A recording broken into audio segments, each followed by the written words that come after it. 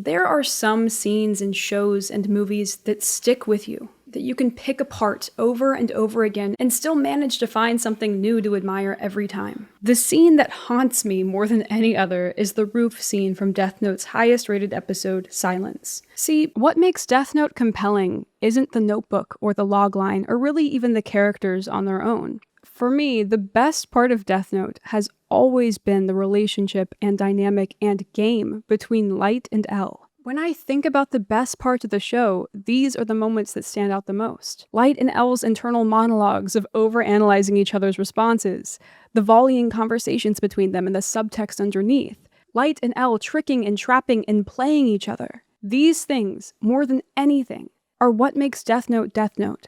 Which just makes it all the more ironic that none of them are present in this scene. First, I want to give a quick spoiler warning for the series, and an actual warning. So, in my video on 500 Days of Summer, I argue that the writers' intentions were different from the actors and directors. These differences created veiled contradictions within the movie, and is largely why viewers can't agree which character was in the wrong nearly 2 decades later. Death Note is similar in this regard. There are things the original manga creator, Tsugumi Oba, may not have intended, but the directors or the animation team definitely did. Like, the frequent appearance of red apples very clearly appears to be an ode to the biblical story of Adam and Eve, symbolizing forbidden fruit and temptation and sin and the pursuit of hidden power. You know, like the Twilight cover. The Death Note animation team is not subtle with the biblical parallels. Like, at all. In the intro, they even drew a Death Note version of Michelangelo's fresco, The Creation of Adam, which famously depicts God giving life to Adam. But the actual creator, Tsugumi Oba, never intended for the apple to be a religious motif. He just thought red apples looked cool next to Ryuk. Canon matters to me, a lot, but it's almost impossible to determine what qualifies as canonical when the people who contributed to the creation of the franchise all had different intentions. These scenes, the rooftop in the rain and the drying off scene, are not even in the manga. Just something to keep in mind. A lot of people talk about the drying off scene, but I am more fascinated by the scene on the roof. So that's what we're focusing on today. To briefly set the scene, Light Yagami has recently gotten his memories back. He's written his own fake rules in the Death Note to exonerate himself from being Kira, and L has just figured it out and wants to prove it by challenging the fake rules. Light is a step ahead of him though. He's just coming off the scene where he manipulated Rem, the Shinigami, into writing L's name in the Death Note in order to save Misa. In the midst of this, Light sees L on the roof in the rain, standing by himself. He calls out to him, first at a normal volume and then louder when L doesn't hear him. What are you doing standing out there by yourself? L cups his hand to his ear, and we get this strange, goofy smile, and it instantly feels like he's messing with him. Like L is pretending not to hear him, and is daring Light to call out fruitlessly again, give up and go away or join him. There's this playful quality to the gesture, almost a nod to or an echo of this game they're playing. Granted, the stakes are high, people are dying, and whoever wins dictates the outcome of their lives, so it's easy to forget, but it is a game. And whether or not they consciously recognize it themselves, both of them enjoy playing it. It gives them purpose, which for Light becomes more apparent in L's absence after this episode. Light joins him on the roof and asks him what he's doing, and L claims to hear a bell. You can't hear it. It's been ringing non-stop all day. I find it very distracting. This is such a tiny little thing, but I love when writers and directors play on their audience's prior knowledge outside of the story. I talked about this a lot in my last video in the context of plot twists and misdirections, but it doesn't really have to be a big thing to be effective, and it can be effective in so many different ways. I wonder if it's a church, maybe a wedding, or perhaps a... There are things I can say where your mind will just automatically fill in the blank because of a familiarity in colloquial phrases or words we naturally pair together. Like, it's quiet. Too quiet. Or, not everything has to be so black and white. For L, in reference to the bells, he says, I wonder if it's a church, maybe a wedding, or perhaps a... We obviously know L is about to say funeral, foreshadowing his own death. It sets our expectations just to immediately thwart them when Light cuts him off. What are you getting at, Ryuzaki? I'm not breaking any new ground with this. I just love the cadence of it. I wonder if it's a church, maybe a wedding, or perhaps a... For one, this leaves the unspoken word hanging in our heads, which makes the impact stronger than if L had said it. And also, it then may lead us to wonder, does Light know what he's about to say too? Is that why Light chooses that exact moment to interrupt L? Because it unsettles him? Because he doesn't know where he's going with it? Because he does know where he's going with it, so he doesn't know where he's going with it? What's even more interesting than L's strange behavior is Light's reaction. At a first glance, he's bewildered and exasperated. There are slips of a frantic desperation, a loss of composure that cause him to almost lash out. Light wants to get back to their status quo, as it has been, and he becomes even more disturbed by L when he finally does talk to him. And it's not like L annoying Light is anything new. Even during Light's amnesia, that was normal within their dynamic, even expected. But what really gets me about this scene is how there is so much more than simple, unadulterated irritation in Light's demeanor. There's a visible discomfort, a nervous confusion, indignation manifested from a very distinct brand of fear. It's like, you know when you're playing Clue and you're so close to winning, like someone just showed you the wrench, and now you're absolutely positive the killer was Mrs. Peacock in the study with the lead pipe, but you can't accuse her until your next turn. So you have to wait. And while you wait, you have to pretend like everything is normal, and you're so giddy because winning is in your sights and it's closer than it's ever been. But you're also so restless and anxious that someone else is going to guess it correctly before your turn comes around again. And you just need everyone to hurry the hell up so you can escape this purgatorial state of tension and win the game. Mentally, that is where Light is. He already wants to speed things up, is already worried something could go wrong, that Elle could find a loophole or secretly be 2 steps ahead of him because he has been before. So of course, any behavior out of the ordinary from Elle is going to unnerve Light. Come on, cut it out. Let's get back inside. And while Elle isn't exactly a stranger to abnormal behavior, standing alone in the pouring rain and getting drenched seems odd even for him. There's a dissonance in that action, partially from deviating from social norms. I mean, sure, he's not Drew Barrymore, but mostly because this isn't how Elle and Light operate. On the roof, in the rain, this isn't their playing field. This isn't where they take turns rolling their dice. Their board is inside with computers and the task force and Elle's rotation of desserts. So already, Japanese scripts aren't structured like American scripts, but anime is an entirely different beast, with totally different stages and formats. With an anime like Death Note, we have the original manga, the truest version. Then there's the English translation of the manga, then the Japanese animation adaptation of the show, then the English sub, or subtitles of the Japanese anime, then the English dub of the English sub. It's like Russian dolls. We're not just dealing with one script here, we're dealing with 5. But I don't know Japanese, and I haven't read the full comprehensive manga, so we are dealing with 2. The English sub offers the most direct translation from the original Japanese script, because even when the original Japanese script is translated to English for the English sub, more often than not, the direct, purest word-for-word translation doesn't align perfectly with the length or mouth movements of the animation. So the lines have to be changed again to fit the characters speaking, which can inadvertently leave things out or lose more of the original meaning. I'm impressed. You'll make a fine detective, Light. And while in the process of creating these translations, it's clear they try to do their best to keep the content as close to the same as possible, inevitably sometimes things slip through the cracks. To circumvent this, I wrote up both versions into a screenplay format, so we can see them side by side. The English dub dialogue will be on the left, and the original Japanese English translation will be on the right. Nothing I say makes any sense anyway. If I were you, I wouldn't believe any of it. Upon hearing this, Light's reaction goes from confused to frustrated or even angry. At this point, Light doesn't understand what Elle is playing at. It's not what he expects him to say. It's not like him to say. We're then given 2 shots from Light's viewpoint, and it's such a brilliant way to show how Light transitions from looking at him to studying him closely. From this, Light comes to some sort of conclusion.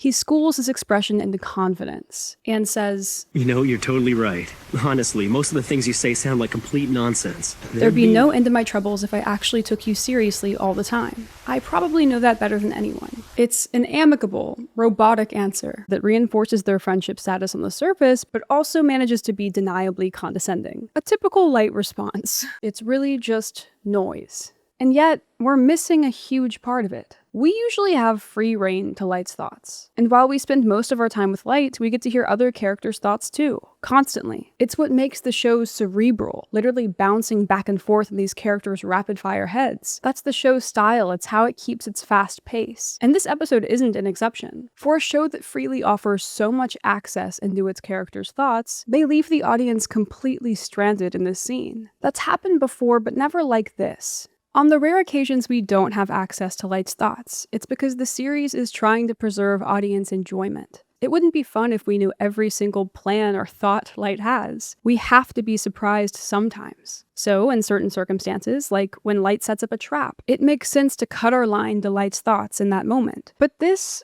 isn't like those times. In these two scenes, we're not kept out of Light and Elle's heads to keep us engaged or allow us to feel suspense in some overarching storyline. There isn't a payoff scene, no flashback sequence in a future episode that explains why Elle confronts Light like this. It just makes it all the more deliberate that when the series chooses to deviate from their trademarked style in a completely new way and keep their characters' thoughts silent to us, they use this episode to do it, in an episode called Silence. And while it largely refers to a moment we'll get to soon, in an episode with that title, every moment of it is significant. In the same vein, it's also not a coincidence that the little commercial bumpers that detailed the individual rules of the Death Note are absent from this episode and the next one. And narratively, there couldn't be better timing. We've spent so much time in Light's head, at this point in the show, he's become second nature to us. We know Light well enough to clock his confusion, to predict how he's going to respond, to know what he's thinking. It's that foundation the show has already built that gives us something even more valuable than dialogue.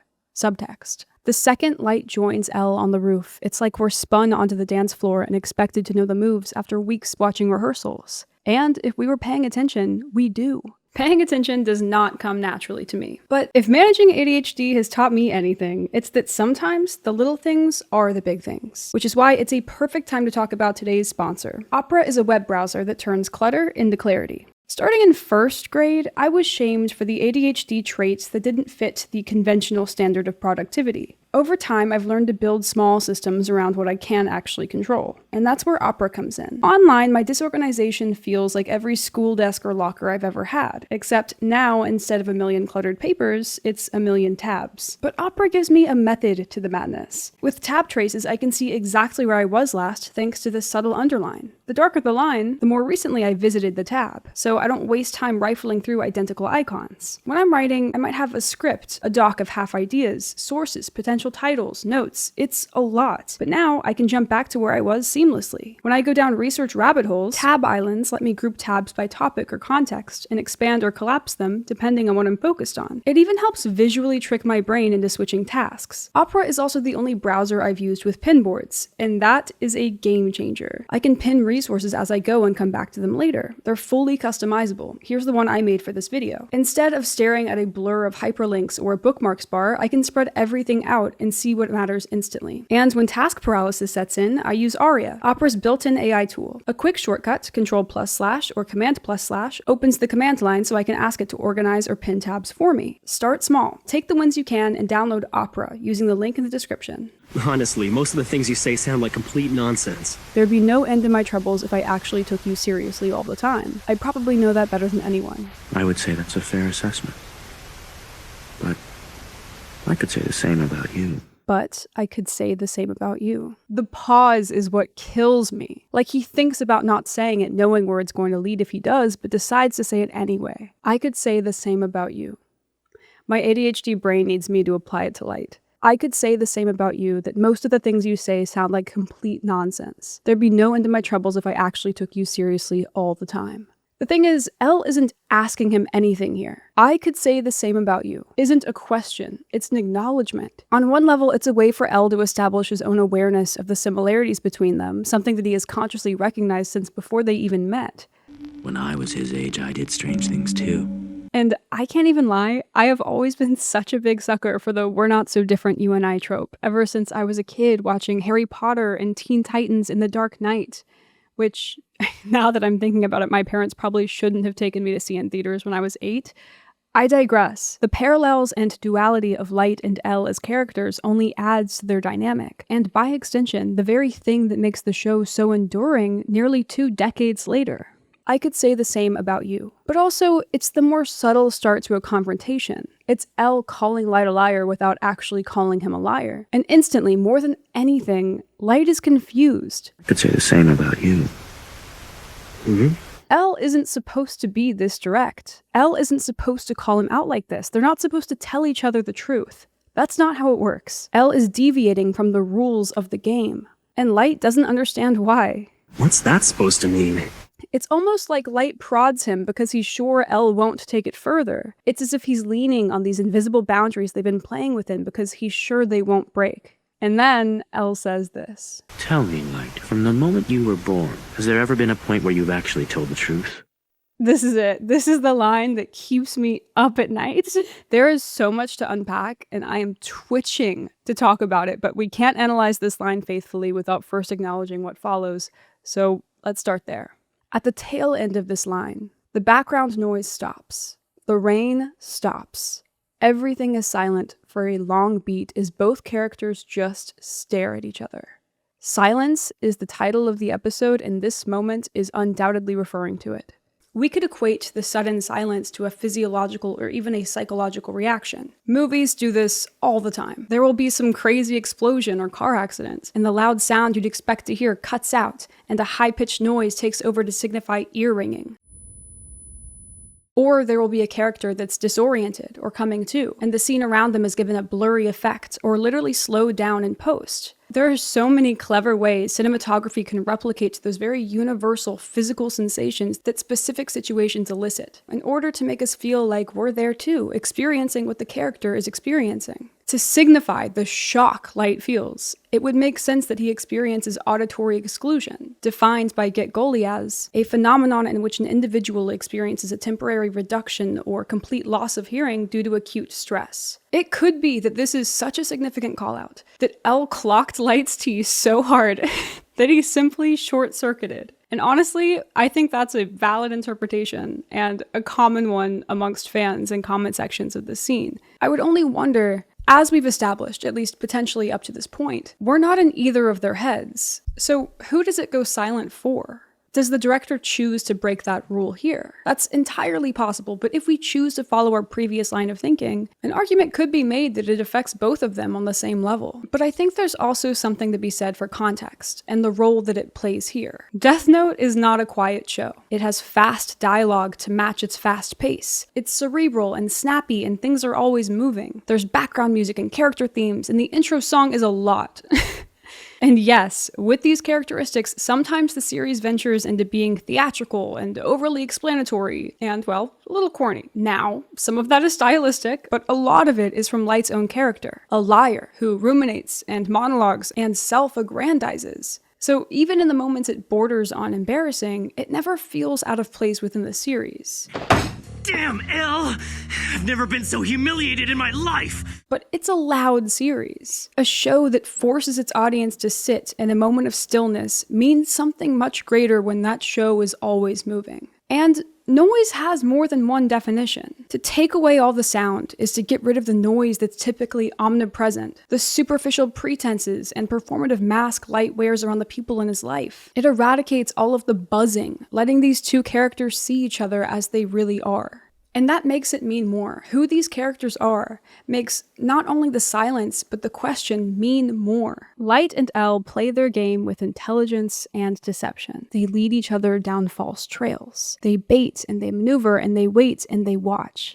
They don't confront each other so directly. And if they do, they don't do it without an agenda. So for Elle to strip all of those layers away and outright ask Light if he's ever been honest in his entire life, in a way, it's like going from chess to finger painting. It's eons below them, it's laughably remedial, because of course any attempt at a real, honest conversation with Light is only going to be met with the fakest, most media-trained, PR-approved response ever. Light would never be so stupid, so easy to catch, and Light knows that he knows this, which is partly why he's so confused and frustrated with him in this scene. He doesn't understand Elle's strategy. He doesn't understand that Elle stopped playing the game. But even in this game of lying and deceit, there's an authenticity between them that's almost intimate. They're enemies, and Light is quite literally, quite actively trying to have Elle killed. And yet, Elle knows Light better than anyone else in his life, more than his parents, or his sister, or his girlfriend, or his friends, or even Light himself. Elle sees every version of him. The presented facade of who others think Light is, who Light believes he is, and what he actually is. It's contradictions like these that make their dynamic so interesting. But also, it's just that. Elle knows Light. El is the greatest detective in this world. He knows that Light won't out himself. He knows that he won't drop his mask and actually be honest with him. He knows that while the game is still being played, Light will never admit the truth. El knows all of this, but he says it anyway. So why does he say it? God, it's the why of it all, the futility. Why does he say it? Tell me, Light, from the moment you were born, has there ever been a point where you've actually told the truth? It's the kind of line that haunts me and compels me and drives me insane, and I feel like a rabid dog with a bone cutting my tongue along the splitting cracks as I try to get to the marrow. Why would he say it? Why would he say it knowing he's not going to be honest? Why bother? I have to know. I need to understand. Why does El call Light out like this, knowing he's just going to lie? Is it frustration? Maybe that would be out of character for El on a normal day, but this isn't a normal day. Because imagine watching this person trick everyone around you, knowing that he's guilty and psychotic and dangerous, but also that you're out of time and there's nothing you can do about it and you just reach a breaking point. Your exterior cracks in the form of screw it, and you ask the question you'd never ask because what does it matter now? Or does it speak to being human in another way? Because that's what it means to be human, to do the thing that doesn't make sense on paper without rhyme or reason. Is the very act of asking underlining the defining difference between El and Light? Does it all go back to duality? That despite their many similarities, this is where they diverge, where it counts. The catch-22 that keeps Light from telling the truth is the same one that compels El to ask for it. Or does El really think that he might get the truth? Is it like Hadestown, retelling a tragic story, logically knowing you're not going to get the end result you want, but wanting it so much that you say it anyway because maybe it'll be different, maybe it will turn out this time? Does El's hope for Light's honesty outweigh his certainty that Light will lie? Or do we draw it back to the biblical allegories? I mean, in the scene right after this, El dries Light's feet, directly mirroring Jesus washing Judas's feet as an act of humility, even knowing he was about to be betrayed by him. It's a connection they clearly want us to make. The symbolism is more subtle in the scene on the roof, but if we held up that same mirror, what would that look like? In Christianity, Jesus knew he was going to die. He knew Judas was going to betray him, and he accepted it because it was prophesied. It was part of God's plan. And like El, Jesus calmly and subtly called Judas out and was met with stunned silence. So, out of all of the possible reasons why El confronted Light, which one is the one? I don't know. I don't know if it's all of them, or most of them, or some of them, or none of them. And honestly, I love that fact just a little bit more than I resent it. Up until this point in the scene, El doesn't look at Light all that much. This is in direct contrast with Light, who stares at El for the entirety of the scene, only looking away from him once, and only to follow his gaze and see what he's looking at. But El mostly stares off into the rain, down at the ground, or at the satellite dish, sparing just a few short glances at Light here and there. That is, until this part. In the silence that follows El's question, we get this intense, knowing, cold, iron-heavy stare, which might be my favorite shot in the entire episode. And I say shot, not frame, because although El doesn't blink and he looks frozen enough for it to be a freeze frame, there is actually movement. Some droplets do run down his hair and face. He really is just staring so sharply, long and unblinking. If I Know What You Are was a look, this would be it. El knows that Light is Kira. He's known for a long time. He just hasn't been able to prove it. And he's been up against a player with advantages El never could have imagined, with rules he was never given. And for the first time, he knows he's going to die. Light's expression is much harder to dissect. We've seen what Light looks like when he's shocked. We've seen what he looks like when he's secretly shocked and trying hard not to outwardly appear shocked. But I don't know if this is the same expression. Neither quite matches. Typically, I tend not to interpret characters' specific facial expressions too much on their own because they're subjective, but without inner dialogue in this scene, and with the show emphasizing these shots so strongly, I think it's worth it to try. But that's harder than it sounds, and not just because we're dealing with animation. I fully believe that as viewers, we see what we want to see, or better yet, we see what we expect to see, and our expectations can be very easily manipulated. At risk of sounding totally pretentious, if we were to consult my old film degree, this is where the Kuleshov effect would come in. The Kuleshov effect is a film editing effect invented by Soviet filmmaker Lev Kuleshov. It is a mental phenomenon where the audience derives more meaning from the interaction of two back-to-back shots than from one shot in isolation. Basically, it's an editing technique. When you take two images, or shots, one being someone's face, the other being the reverse shot of whatever they're supposed to be looking at, and put them in a certain order. Shot 1, reverse shot. back to shot 1. The character's expressions change based on what you put in the middle. So with a reverse shot of a plate of food, the man looks hungry. When you change the reverse shot to a picture of a young woman, the man's expression becomes creepy. It genuinely works for almost anything. Happy, greedy.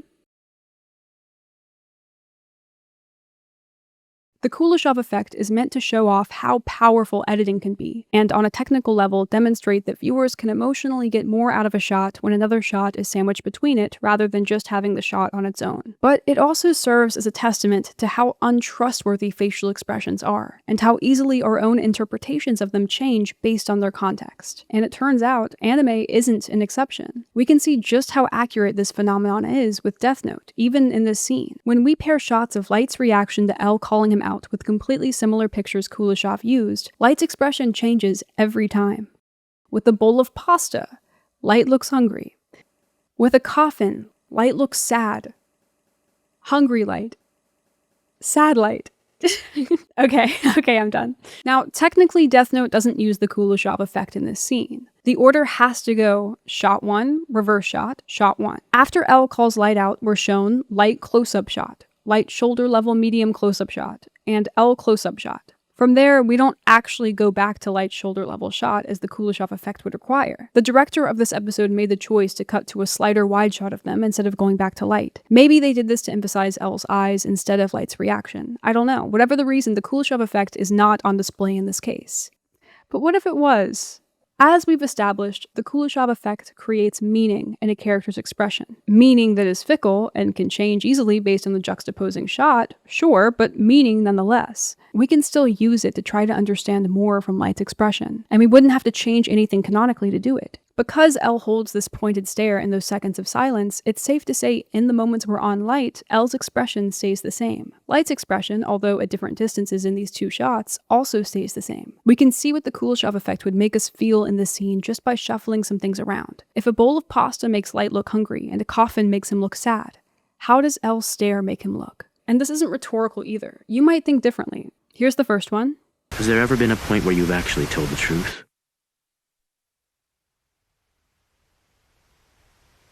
And here's the second. Has there ever been a point where you've actually told the truth?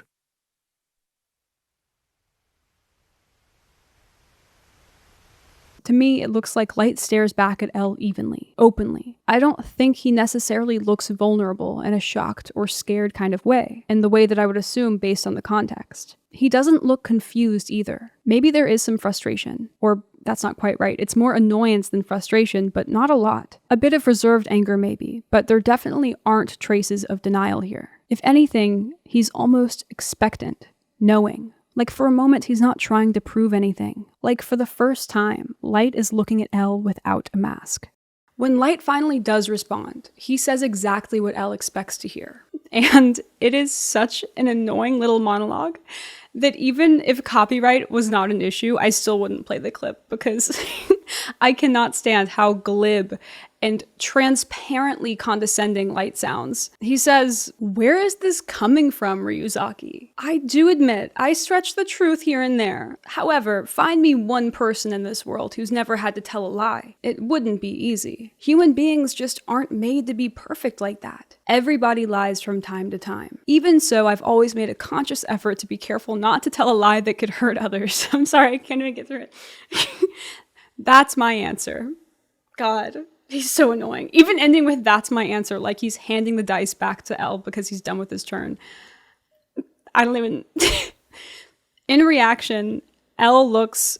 Honestly, he looks like he's having the exact same expression as the close-up, just from another angle. So I think it's fair to say he really just has stared at Light this entire time, very possibly without blinking. In response, L finally drops his gaze in resignation, expectant but almost disappointed, and says, I had a feeling you'd say something like that. And from there, Elle suggests they both go back inside because they're drenched, and the scene ends. I love this scene so much, I think, because it feels like forbidden fruit. While I hate that Elle dies, I'm glad the anime took advantage of the opportunity it provided and let this confrontation happen, because really, it's a scenario that is so at odds with both characters. There are so few realities where it could authentically exist. The same, unfortunately, could be said for Light and Elle's friendship. While it's interesting to think something shifted during Light's amnesia and they actually started to care about each other, Tsugumi Oba has made it crystal clear that Elle never considered Light his friend. I could go into one of those quotes being contradictory, but really, I think I just want to prove that it can't be true because I don't want it to be. To me, it's infinitely more interesting when a character willingly hurts someone they care about as opposed to someone they're indifferent toward. After all, a betrayal is only a betrayal if there's trust to take away. Maybe it's another apple.